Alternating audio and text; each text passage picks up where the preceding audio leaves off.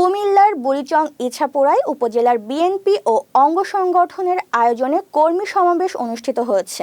১৯ December শুক্রবার বিকেলে এতে প্রধান অতিথি হিসেবে উপস্থিত ছিলেন বিএনপির কেন্দ্রীয় নির্বাহী কমিটির যুগ্ম মহাসচিব হাবিব উন নবী সোহেল। উপজেলা বিএনপির সাধারণ সম্পাদক হাজী মোহাম্মদ কবির হোসেনের সভাপতিত্বে প্রধান অতিথির বক্তব্যে তিনি বলেন, শীঘ্রই দেশে একটি নির্বাচনের ব্যবস্থা করে অন্তর্বর্তী সরকারের প্রধান উপদেষ্টা ডক্টর মোহাম্মদ ইউনূস একটি নিরপেক্ষ নির্বাচন উপহার দেবেন। নির্বাচনের মাধ্যমে দেশের জনগণ যেই মূল্যবান ভোটের অধিকার হারিয়েছিল সেই ভোটের অধিকার ফিরে পাবে এবং যেই গণতন্ত্রকে শেখ হাসিনা হত্যা করেছিল সেই গণতন্ত্র ফিরে পাবে মানুষ। প্রধান উপদেষ্টার প্রতি আশাবাদ ব্যক্ত করে এসব বলেন তিনি।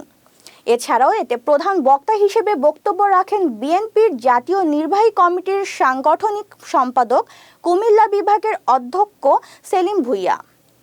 অনুষ্ঠান উদ্বোধন করেন কুমিল্লা দক্ষিণ জেলা বিএনপির আহ্বায়ক এবং কেন্দ্রীয় বিএনপি ত্রাণ ও পুনর্বাস সম্পাদক হাজী আমিন উর রশিদ ইয়াসিন। বিশেষ অতিথি হিসেবে বক্তব্য রাখেন জাতীয় নির্বাহী কমিটির সদস্য শেখ মুজিবুর রহমান ইকবাল। কুমিল্লা মহানগর বিএনপির আহ্বায়ক উদ্বাদুল বারী আবু, কুমিল্লা দক্ষিণ জেলা বিএনপির সদস্য সচিব হাজী মোহাম্মদ জসিম উদ্দিন জসিম, কুমিল্লা মহানগর বিএনপির সদস্য সচিব ইউসুফ মোল্লা টিপু, দক্ষিণ জেলা কৃষক দলের আহ্বায়ক মোহাম্মদ মুস্তফা জামান।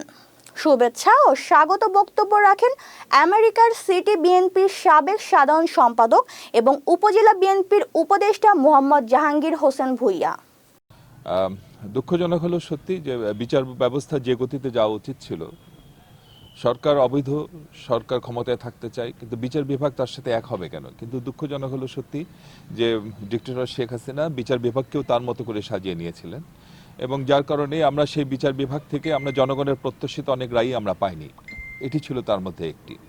যাই হোক, স্বৈরাচারের বিদায় হয়েছে, জনগণের দীর্ঘদিনের লড়াই এবং অবশেষে ছাত্র জনতার একটি ঐতিহাসিক গণ অভ্যুত্থানের মধ্য দিয়ে ডিক্টেটর শেখ হাসিনা পালিয়ে গেছেন এবং বিচার বিভাগ তার নিজে স্বাধীন মতো কাজ করার সুযোগ পেয়েছে বলেই জনগণের যে প্রত্যাশা, সেই প্রত্যাশা পূরণ হয়েছে এবং যেই রায়টি হওয়া আগেই উচিত ছিল সেই রায়টি হয়েছে যে তত্ত্বাবধায়ক সরকার ব্যবস্থা আবার পুনঃপ্রবর্তনের সুযোগ এসেছে বিচার বিভাগের রায়ের মাধ্যমে।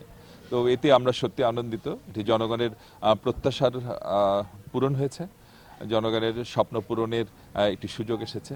দেখা যাক, এদেশের জনগণ এখন স্বপ্ন দেখছে দেশে একটি সুষ্ঠু নির্বাচন হবে।